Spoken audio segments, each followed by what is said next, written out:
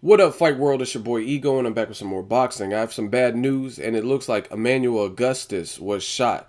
He's currently on life support in the hospital. He was shot in the back of the head yesterday. I want to spend some time talking about Emmanuel Augustus. I hope he makes a recovery and is able to pull through this. We just lose too many fighters to senseless nonsense. You know what I mean? Vernon Forrest, fucking Hector Camacho. There's a ton of guys who have lost their life outside of the ring. You know what I mean? Getting shot or something crazy. Boxers truly have a hard life. And as far as Emmanuel Augustus, this is the guy that Floyd Mayweather personally cites as his most difficult fight, his toughest opponent to date. And some of you guys are like, "Oh, I don't agree. He hasn't fought Pacquiao." There's a reason behind it, and I'm gonna explain that in this video as well.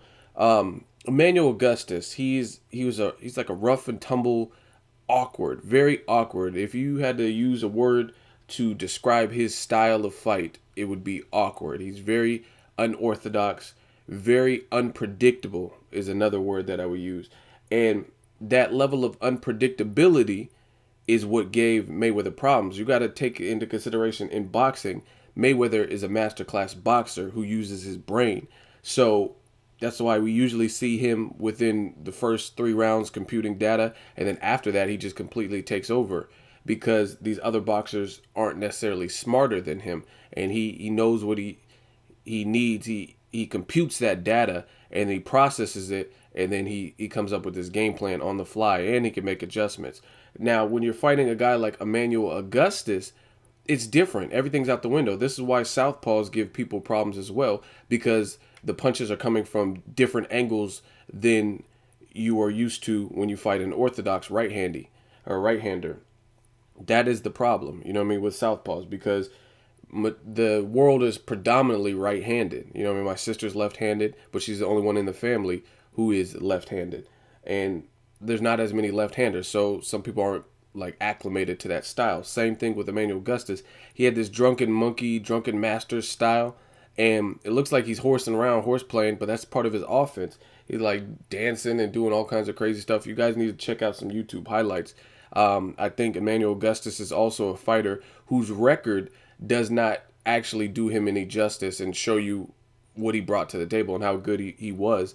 And that's for a variety of reasons. You got to take into consideration boxing is corrupt. There's a lot of politics and favoritism where the favorite fighter will get the nod if it's a close fight.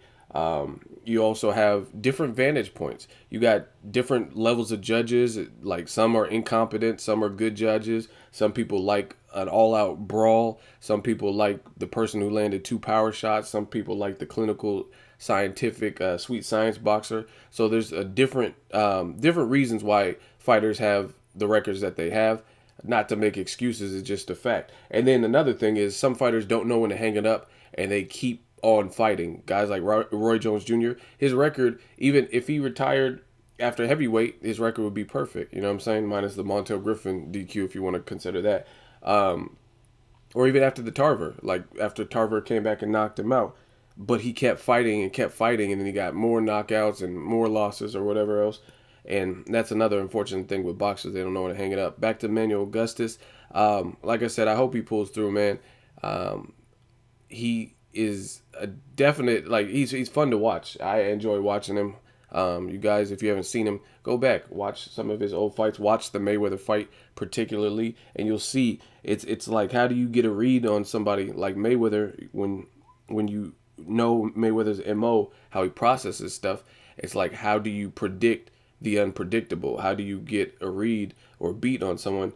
How do you understand their rhythm when they're rhythmless? You know what I'm saying? And that's why guys like Marcos Maidana and Emmanuel Augustus have trouble Floyd Mayweather in spots, because they're unpredictable. You don't know their next move. Like Emmanuel Augustus, like I said, just watch the tapes. You can watch some old Emmanuel Augustus. In the middle of a fight, he'll just start dancing around and like showboating, just crazy shit.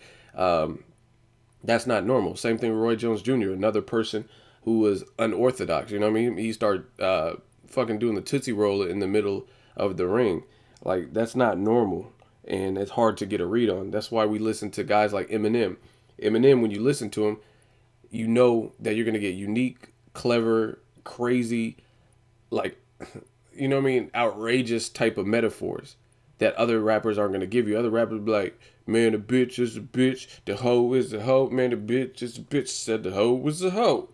You know what I mean? You get Eminem, he's gonna say some like far out shit. I take my mother in the back of the shed and hit her in the head with a fucking shovel. I don't give a fuck. I dug her. Like, he's gonna say some crazy stuff. So, man, I hope Emmanuel Augustus is able to overcome this. And aside from Mayweather, Emmanuel Augustus, also known as Emmanuel Burton, has been in the ring with Ruslan Provodnikov, Mickey Ward, and a couple other names that you guys probably would know. So make sure you check out the highlights on him. It's definitely fun to watch. Let me know what you guys think. If you've seen anything, just make sure you send your respects in the comments. I don't know if he has like a Twitter or anything like that, but just pray for him. Let me know what you guys think. Make sure you like my video. As always, hate, comment, or subscribe. Till next video is Ego signing off.